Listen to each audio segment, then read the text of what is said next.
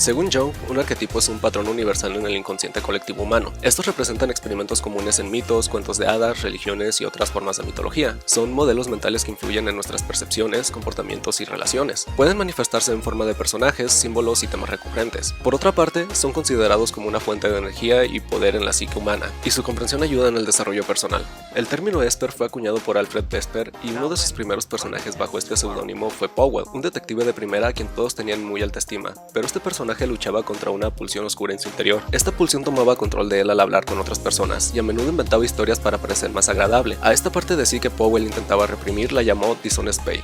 El conflicto de Powell con Dishonest Bay no solo añade profundidad a su personaje, sino que también sirve como una metáfora de las tensiones inherentes a los Espers en general. Su lucha entre la imagen ideal de perfección y los impulsos desinhibidos simboliza el desafío universal de integrar los aspectos reprimidos de la personalidad. En este sentido, Powell puede ser visto como un arquetipo junguiano de la persona, y Dishonest Bay como un arquetipo de la sombra. El arquetipo de la sombra representa la variante de nosotros mismos que queremos compartir con los demás, es decir, nuestra imagen pública. Al contrario de lo que pasa con la persona, la sombra representa todo aquello de nosotros mismos que queremos que permanezca en secreto, porque es moralmente reprobable o porque es demasiado íntimo. Y aunque los tres personajes que vamos a ver hoy encajan en la misma descripción, también es posible asociar a los Espers con el arquetipo del mago, que refleja la sabiduría, la creatividad y el poder de la mente. Lo que tengo en mente es contar la gran historia de un pequeño paso. No creo que nuestras vidas cambien completamente para mejor en una pequeña ventana de tiempo. Es todo el pequeño progreso que hacemos lo que es importante. Eso es lo que pensaba mientras dibujaba este manga. One deja claro que su intención con Mob Psycho es mostrar cómo el crecimiento real es un proceso lento y acumulativo. Esto encaja perfectamente con el concepto de trabajo de sombra. Mob poco a poco aprende a aceptar su identidad, sus poderes y sus emociones. Shigeo Kageyama comparte muchas características con Okarun y Powell. Por un lado, el tema de su personalidad introvertida y las ganas de madurar por ambos personajes, y por otro, su desarrollo como personaje gira en torno a su lucha por equilibrar quién es realmente, sus emociones reprimidas y su deseo de ser aceptado como una persona común y no ser definido únicamente por sus poderes. Durante toda la serie vemos a Mob intentar reprimir sus emociones intensas, como la ira, la frustración y el miedo, lo que lo lleva a un estado de desconexión emocional y social. Cada que reprime algo, el estrés de Mob se va acumulando, y nosotros lo vemos reflejado en pantalla mediante el siguiente recurso narrativo.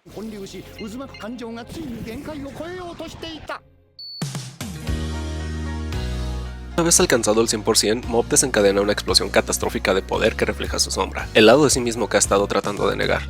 La primera vez que esto sucede es durante la infancia de Mob. Un grupo de niños mayores fueron a molestarlos a él y a su hermano. Durante el conflicto, Shigeo perdió el control y terminó lastimando tanto a los otros niños como a su hermano. Al darse cuenta de que sus poderes están ligados a sus emociones, el psicocasco adopta una personalidad introvertida y emocionalmente contenida. Básicamente aquí es en donde nace su sombra. Antes mencionamos la individuación como uno de los aportes de Jung a la psicología. Este es un proceso que consta de 5 etapas.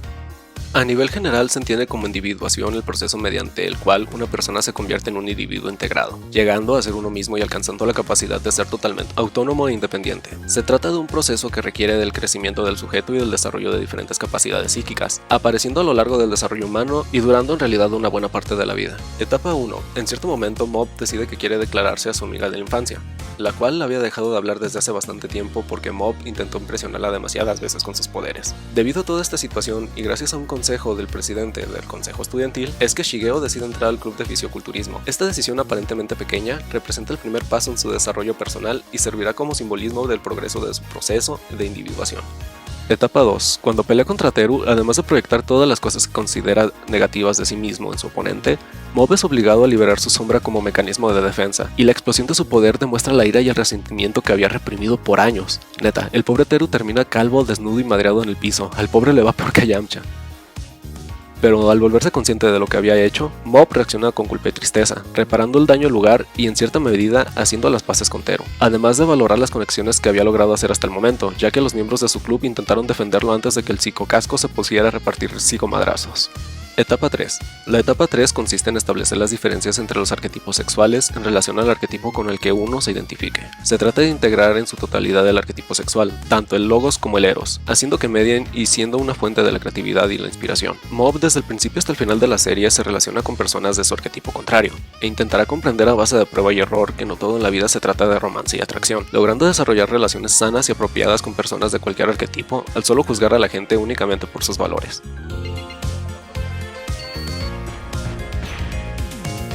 Etapa 4.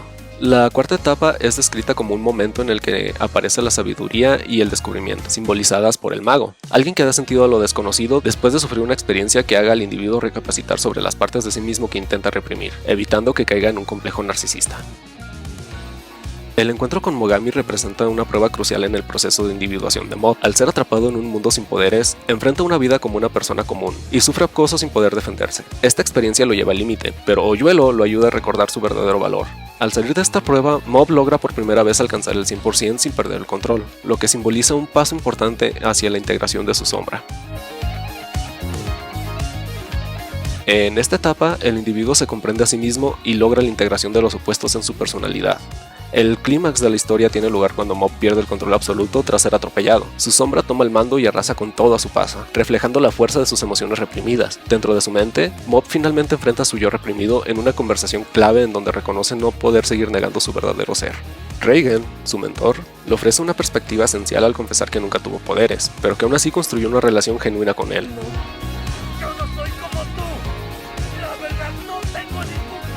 Al escuchar esto, Mob entiende que su identidad no se basa solo en sus habilidades, sino en la totalidad de su ser. En este momento, ambas partes de su psique se fusionan y Mob recupera el control sin reprimir nada.